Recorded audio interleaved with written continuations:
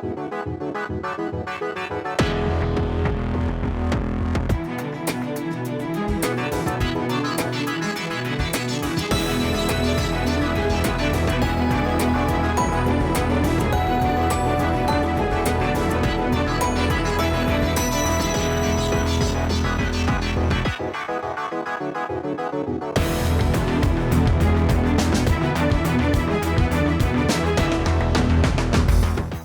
evening, I'm David Kramer with Alaska Weather. As always, please visit our website, weather.gov/Alaska. You can get any updates to our forecast or check out any watches, warnings, or advisories that we have out for your area. Also call our weather info line, 1-800-472-0391. Get any updates to the forecast through that means as well. We'll start off with a quick look at our advisories that we have out for the state. Starting off for the St. Lawrence Island area, we do have a winter weather advisory for snow and blowing snow that is in effect until 9 p.m. on Saturday. That is primarily for St. Lawrence Island. As we look out over the eastern portion of the state, we'll start down in the south by the Yakutat area. We have a winter weather advisory for snow. 4 to 6 inches are expected. That is valid until 9 p.m. this evening, and that does include the town of Yakutat. As we move up into the Alaska Range, we have wind chill advisories for the Alaska Range out over eastern parts of the interior and up along the Arctic coastline. The one for the western part of the Alaska Range is expiring 3 p.m. on Saturday. Then we're going from midnight to night until midnight on Saturday for the eastern part of the Alaska Range. And as we get closer towards Eagle, we are seeing that one also from midnight tonight until midnight on Saturday. Then up along the Arctic coastline, Dead Horse area by Prudhoe Bay until 6 p.m. Saturday, and until midnight on Saturday up by Kaktovik. Well, we're also going to highlight some of the avalanche danger that we have around the state. For the Turnagain Pass area, we have considerable avalanche danger, and that is for the backcountry area. So if you're traveling out this weekend, be sure to check one of the websites such as avalanche.org to check out any danger in areas that you are trying to recreate. Out by the Valdez and Thompson Pass areas, we also have considerable danger there. Again, that is for the backcountry areas. Be mindful of those. Down by Cordova, they weren't an extreme threat from having the avalanche going over the Copper River Highway, but there's still some threat in the backcountry, and work to clear out some of the highway conditions there. As we move out to southeast Alaska, starting by Haines in the backcountry area, we do have high danger there. As we move up by the Klondike Highway, the road is still closed, and we do have some avalanche risk up there that is also high. And then down by the Juneau area, for urban areas, we have avalanche danger that is also at a high level. So if you're recreating in any of these locations, please check one of the websites. Some of them are listed up at the top of the screen, and you can check out any avalanche risk if you're going to be out in the backcountry, or in some cases like Juneau, being in some of the urban areas. So take a quick look at our satellite imagery now. We do have one low pressure system out over the northern part of the Gulf, helping to bring in some southerly flowing showers to areas along the North Gulf Coast into southeast Alaska. And we can watch a second system coming up, starting to bring a fetch of moisture to southeast part of the state, bringing in some more of that snow and rain to the areas. Out over the mainland part of the state, we do have some lingering cloud cover, bringing some precipitation to some of the portions of the interior. And then as we move out to the west, two things to focus on. One, we have a weaker low pressure system out of the northern part of the Bering, bringing cloud cover out through the Pribilof Islands down into southeast, or to the eastern Aleutians, bringing some snow to those locations. And a second system coming up towards the western Aleutian Islands, starting to bring some warmer air to the area. As we move into today's forecast, we do see some of that warmer air transitioning, some of the precip over to rain. However, for the western Aleutian Islands for this evening, still expecting that to stay snow. We have snow out over the Bering Sea, down into the Aleutian Islands, and out towards the Alaska Peninsula. Up along the west coast, should be pretty dry until we get down into that Alaska Peninsula area. Some showers from the low pressure system out over the northern part of the Gulf, over Kodiak Island, focusing a lot along the North Gulf Coast to include some heavier snow for areas around Prince William Sound, down into the southeastern part of the state. And for those southern locations, starting to see a mix of rain, especially as we get to lower elevations or out by the Gulf. Up in the interior part of the state, we do have snow showers lingering through much of the interior and along the Arctic coastline. As we move into tonight, that activity is starting to slowly push off to the east. So we'll still have some snow showers through the central and eastern parts of the interior, down in south central Alaska as well. Our low pressure system slowly moving off to the east. Still going to have some of those showers in the Copper River Basin, and then down throughout all of the Panhandle, expecting that transition over to snow tonight with those colder temperatures. Out over the west coast of the state, Norton Sound starting to see some snow coverage as our low pressure system that was further to the west has pushed out to be north of the Pribilof Islands, bringing that snow a little bit further to the east, down into the Alaska Peninsula as well. And our warmer system coming up from the south, a 945 millibar low, very deep, strong system, bringing up a lot of warmer air with it, starting to bring some rain to the central Aleutian Islands and pushing towards the western Aleutian Islands as well. As we move into Saturday, the frontal system associated with that 945 low is bringing some of that warm air out to the eastern Aleutians, transitioning the snow over to rain out by those islands. And then as we move up to the Pribilof Islands, starting to see some of the snow with the system or the snow cover out ahead of that frontal system. Some snow still for the Alaska Peninsula up along the west coast of the state, covering the Norton Sound area, YK Delta. A little bit drier as we get to the Kotzebue Sound side of Seward Peninsula, then up along the western portions of the Arctic coastline. But as we get closer towards Dead Horse and areas further to the east, still going to see some snow showers dipping down towards Eagle as well. South central Alaska should be pretty clear, but as we move into southeastern part of the state with our low pressure system now in the eastern part of the Gulf, bringing in snow throughout all areas of the Panhandle up towards Yakutat as well. Then on Sunday, some of that snow starting to diminish in intensity and push off a little bit further to the south, with northern locations up by Juneau, Haines, Skagway, and out by Yakutat, expecting to be a little bit more clear with this high pressure building in from the north. As we move out over mainland Alaska, our front is stretching across Kodiak Island and the Alaska Peninsula, bringing some of that southerly fetch to areas along the North Gulf Coast into Prince William Sound, eastern portions of the Kenai Peninsula. Out this far ahead of that frontal system, we are going to see that being primarily snow, also becoming into areas along the Alaska range, and then down by Kodiak Island, seeing some of that warmer air. Going to see that transition over to rain as this system approaches from the south. Going to see snow out ahead of that front for all of southwest Alaska, from the Bristol Bay area through YK Delta area up by Galena as well. Some areas on the southern side of the Seward Peninsula, and then to the northern locations of the interior, you're going to see some of that snow up there, with some lighter snow up along the eastern portions of the Arctic coastline. As we move down into the Bering Sea, Aleutian Islands, we can see our low starting to fill a little bit, 956 now, a little bit weaker. And we do have the frontal system draped across the southern part of the Bering Sea, all behind that, warm enough to bring rain in through the Aleutian Islands towards the Pribilof Islands as well. Rain for the central Aleutians, but on the northern side of the low, still bringing in some of that colder air from this northeasterly flow. Going to remain snow out for the central Aleutian Islands up by St. Matthew Island as well. For our temperatures, we are expecting dip in temps for Saturday morning, getting to right around freezing for much of the Aleutian Islands, down into single digits for Port Moller, and then as we get into the Bristol Bay area, staying well below zero at in the minus 20s for the YK Delta area, a little bit warmer at Macoriac, minus 13 there. Gamble down to minus 3. For the Seward Peninsula, seeing temperatures drop down into the negative teens with minus 14 at Nome, minus 17 at Shishmaref. Along the Arctic coastline, seeing temperatures dip down into the negative 20s as well. Moving into the interior part of the state, western locations dropping into the negative 30s, with Galena, one of the coldest in the state there, at minus 38. A little bit warmer as we push to the east, getting into the minus 20s there. As you get into the other side of the Alaska range in south central Alaska, staying a little bit warmer, dropping down into the negative teens. And as we get closer towards the water, staying quite a bit warmer, with Valdez only dropping down to 14 degrees for morning low Saturday morning. Down in the Panhandle area, dropping down into the 20s for the most part. Yakutat, a little bit colder, 17 degrees expected for that Saturday morning low. Saturday afternoon, getting up to around freezing, with some of the places along the Gulf of Alaska and very southern portions of the Panhandle getting up just above freezing. South central Alaska getting into the positive numbers, but staying in the single digits for any of the locations not right along the Gulf Coast. Kodiak getting a little bit warmer there, 25 degrees expected high Saturday. As we move into the interior portions of the state, not getting too warm, about 10 degrees warmer than what we saw Saturday morning, getting into the minus 20s for much of the western portions, and just a little bit warmer than the nighttime temperatures for the eastern portions of the interior.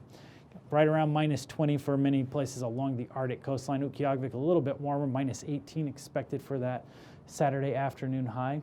Down in the Kotzebue Sound area, minus teens. On the other side of the Seward Peninsula, from that frontal system that we have coming up from the south, seeing some of that warmer air come in. We're seeing temperatures Saturday afternoon getting to 0 or a little bit above for all of the southwest coastline. Macoriac again a little bit warmer, 12 degrees there. As we get into the Alaska Peninsula, getting to the 20s and then into the 30s as we get closer towards Cold Bay. Getting well above freezing for the Aleutian Islands, towards 40 degrees at Adak, 33 expected high for St. Paul. As we drop down Sunday morning, getting into staying in the mid-30s for much of the Aleutian Islands, staying pretty warm there.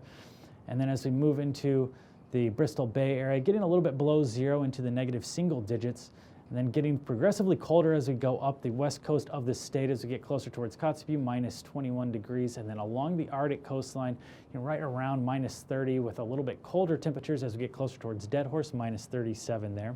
Minus 30s throughout much of the interior part of the state, with Bettles getting colder there at minus 46. Dropping down to south central Alaska, staying a little bit warmer on the southern side of the Alaska range, into the negative teens and getting warmer as we get closer towards the Gulf waters, with temperatures staying above 0 for locations along the North Gulf Coast, and dropping down into the 20s or the teens as we get to more northern locations in the Panhandle. Then Sunday afternoon, getting up above freezing for southern locations of the Panhandle, staying in the 20s for those northern locations, getting into the teens for much of south central, negative teens for much of the interior part of the state, and negative 20s along the Arctic coastline. We can see our warmer air coming into the southwestern portion of the state, getting above freezing for King Salmon area and all along the Alaska Peninsula and the Aleutian Islands. And now, aviation weather around Alaska. For aviation, we'll start off with a look at our flying weather. Saturday morning out over the Bering Sea, we have MVFR conditions throughout much of the area, and then we have some IFR conditions as we get further off to the west. Up along the west coast of the state, starting at the Seward Peninsula area, moving up the west coast, we do have some MVFR and IFR conditions there as well. Then up along the Arctic coastline, a lot of IFR conditions. IFR conditions are going to extend down through the Brooks Range into the central and eastern parts of the interior, with the exception of right around the Fairbanks area. Should be VFR there. VFR for much of south central Alaska with some MVFR conditions off the coast, and then MVFR throughout the Panhandle. As we move into Saturday afternoon, a lot of the Panhandle are going to clear up, but some areas close to the Gulf are going to stay MVFR. And then VFR conditions for south central Alaska, with the exception of far places to the east. And those easterly MVFR and IFR conditions continue up through the northern parts of the state and IFR along much of the Arctic coastline. As we move down into the Seward Peninsula and west coast of the state, MVFR and IFR conditions are expected.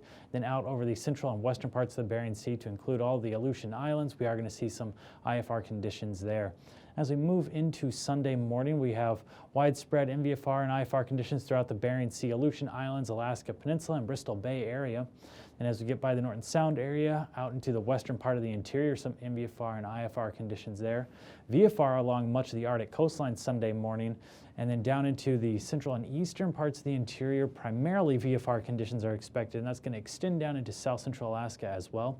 Much of the Panhandle should be VFR. There are some areas right along the Gulf coastline that will see some marginal conditions Saturday or Sunday morning. Sunday afternoon, all that's going to clear up for the Panhandle. Going to see VFR conditions everywhere, but we are going to have some MVFR and IFR conditions move into south central Alaska Sunday afternoon, especially on the Prince William Sound side down through Kodiak Island area. Central eastern parts of the interior are both going to be VFR for Sunday afternoon, and then some VFR conditions along much of the Arctic coastline. However, western parts of the interior and then out over the Seward Peninsula area down by St. Lawrence Island, you're going to see primarily MVFR conditions with some areas of IFR, and then some IFR down through the southwest part of the state into the Bristol Bay area, then widespread MVFR and IFR conditions for the Bering Sea, Aleutian Islands, and Alaska Peninsula. Looking now through the passes, we'll start up north at AKwx Pass. Going to start off IFR, improve to VFR in the afternoon. Adigan Pass will also start IFR, but only improve to marginal conditions later in the day. For Lake Clark and Merrill should be VFR for the day on Saturday. Rainy Pass should also remain VFR throughout the day. Windy will start off marginal, improve to VFR conditions later in Saturday afternoon. Isabel Pass starting off IFR, improving all the way to VFR. Mentasta Pass should be marginal throughout the day, with Tanita Pass staying VFR throughout the day, as well as Portage. And then down in the southeast, we will see Chilkoot and White both start off marginal and then improve to VFR conditions later in the day. For our freezing level, we do hug just in the southern portions of the Panhandle area, extending out south of the Gulf of Alaska, finally making its way back into the state by the Alaska Peninsula, out into southern places of the Bering Sea. And we do have a push of warmer air coming in from the southwest with a new North Pacific low coming our way, starting to push towards the western Aleutian Islands. As we take a look at our icing below 4,000 feet expected for much of the Aleutian chain, extending up towards the Pribilof Islands as well. Not much going over the mainland part of the state, but over the Panhandle we do have below 5,000 feet there. For our jet stream, much of it staying to our south, but as we look out over the southwestern part of the state, we have a northwesterly component, 110 knots coming over much of southwest Alaska. Then over the eastern Aleutians and Alaska Peninsula, 140 knot jet out of a westerly direction. Then just to the south of the western Aleutian Islands, 120 knot jet out of that westerly direction as well. Dropping down to 9,000 feet, we have primarily south to southeasterly flow over much of the western part of the Bering Sea, 30 to 45 knots, picking up as we get closer to this low pressure system, 50 to 55 knots there.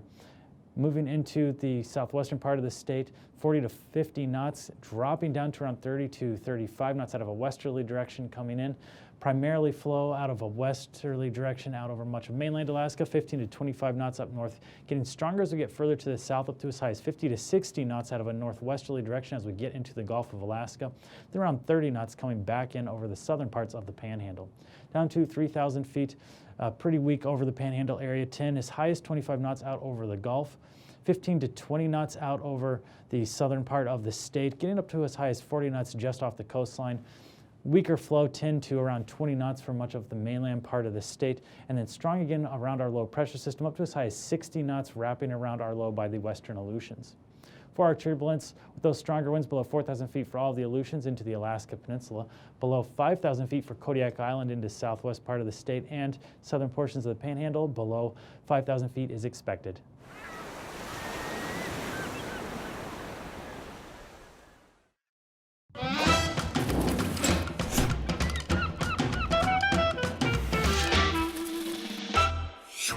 Ever been to the beach and noticed litter like plastic bottles or foam takeout containers on the sand? Or maybe you've been to a river or bay where there's a bag or a car tire stuck in the mud on the shore, or a bunch of deflated balloons that say happy birthday floating in the water? All of that junk in the water or on the shoreline is considered marine debris. It's anything solid and man-made in the ocean or Great Lakes that is not supposed to be there. And anything people use every day can become marine debris if they don't dispose of it properly. And I mean anything. The most common items we find when we do shoreline cleanups are plastics. But we also find rubber, cloth, glass, metal, and paper litter. Sometimes the debris is so tiny, like a plastic microbead from your face wash, that you can barely see it in the water. Marine debris is more than just trash in the ocean. Sometimes fishers lose their gear like fishing traps, nets, or fishing line, and it continues to drift through the water, catching animals for a long time. We call that derelict fishing gear, and it's marine debris. Have you ever seen an old boat left behind on a shoreline? Abandoned and derelict vessels are also marine debris. So let's review. Anything we use every day can become marine debris if we don't dispose of it properly or if it goes into the water by accident. Marine debris can be very small or can be very big, and anything in between. But most importantly, marine debris is one of the biggest pollution problems facing the world's oceans and waterways today.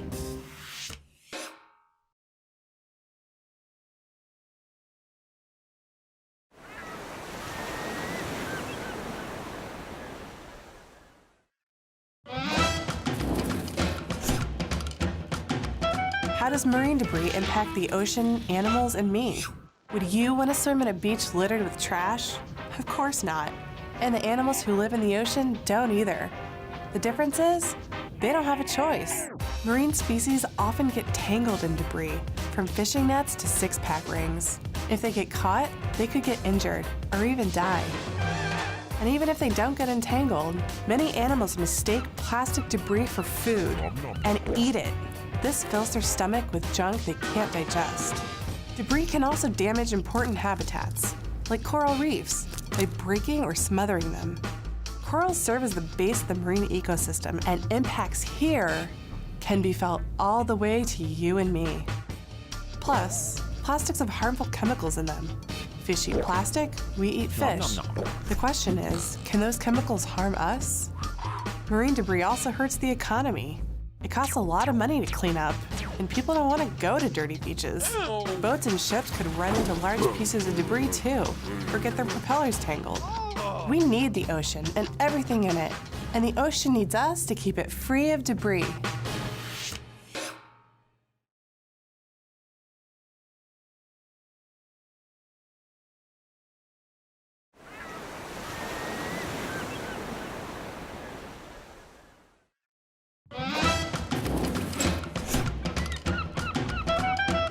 What can we do about marine debris?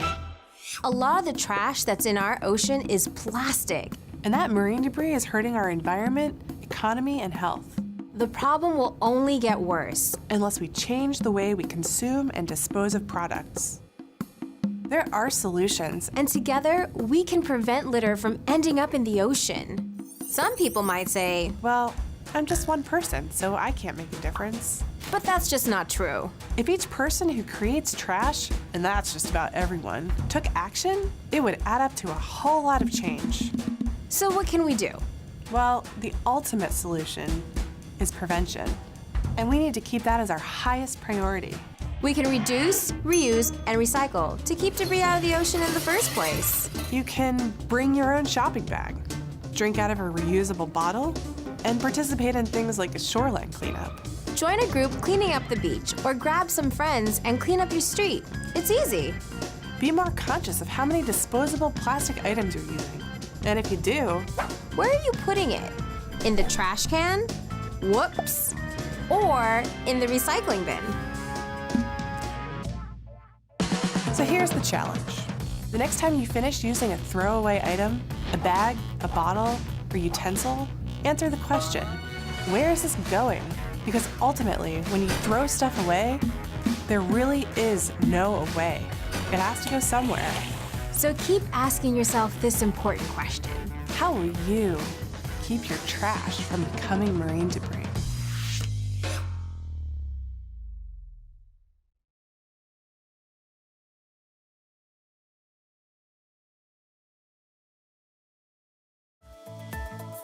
And now, marine weather around Alaska. Welcome back to the marine forecast. Let's take a look at the sea ice conditions. You can see that pack ice is moving southward across and around St. Matthew Island, closing in on Bristol Bay, and also closing in a lot of Cook Inlet there. We expect this pack ice to lift slowly northward across this area, but northward or southward across the other side of St. Matthew Island over the next 5 days. For Saturday's marine forecast for southeast, inside waters, southern and central part of that area, southerly at 15 to 20 knots, Lynn Canal northerly at 15. Outside waters, winds generally from the west at 25 knots with seas as high as 17 feet. Across the rest of the outside waters, winds generally from the northeast at 15 knots. For Sunday, looking at 10 to 30 knots as you move northward through the inside waters. Otherwise, the outside waters looking at near gales, winds there 30 to 40 knots as you move through the northern part of that area. South Central for Saturday, winds generally from the north or northwest at 30 to 40 knots. Winds gusting coming out of the Copper River Basin. Otherwise, Cook Inlet looking at winds generally from the north, 10 to 20 knots near Kamishak Bay. Southern part of Cook Inlet, winds generally from the northwest at 45 knots. And other side of the Barren Islands, winds generally from the northwest at 35 knots. And for Sunday, South Central, winds generally from a southerly direction out in the northern Gulf, 30 to 35 knots, switching over to the east as you get into the southern part of that to 40 knots. Cook Inlet, winds generally from the north, 30 to 45 knots, but near storm force winds on Sunday. For Kamishak Bay region, winds generally from the northeast at 50 knots, seas as high as 15 feet. For Saturday's forecast for Alaska Peninsula, Kodiak Island, looking at winds around Kodiak Island, generally from the northwest at 30 to 40 knots. Seas getting to high as 13 feet out there. Otherwise, both north and south of the Alaska Peninsula, winds generally from the south at 20 to 25 knots.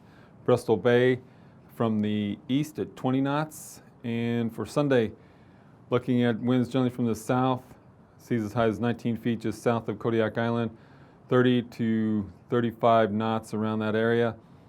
And both the north and south side of the Alaska Peninsula, winds generally from the south at 30 knots, seas as high as 23 feet there, just south of Sand Point, and Bristol Bay, winds generally from the east at 30. For the Aleutian Chain, winds generally from the south at 35 to 50 knots, storm force winds there, seas as high as 24 feet. Otherwise, on the western side of the Aleutians, winds generally from the east at 45 knots, seas as high as 26 feet out there in the western part of the Aleutians. For Aleutians on Sunday, winds generally from the south continued with a big low pressure system moving in, and frontal band winds generally ranging from 25 to 30 knots there, seas as high as 23 feet. Otherwise, in the western part of the Aleutians, winds generally from the east or northeast, 45 knots, with near storm force winds there, seas as high as 32 feet. For the west coast, looking at winds generally from a east in Bristol Bay, and as you come out of there from the northeast at 25 knots, otherwise southerly across much of the rest of the area, 20 to 25 knots. And for Sunday, winds picking up a little bit, winds generally from the northeast, 30 to 35 knots across much of the pack ice. Otherwise, out there near St. Matthew Island, winds generally from the northeast at 45 knots, seas as high as 20 feet. Pribs, southwesterly at 20 knots.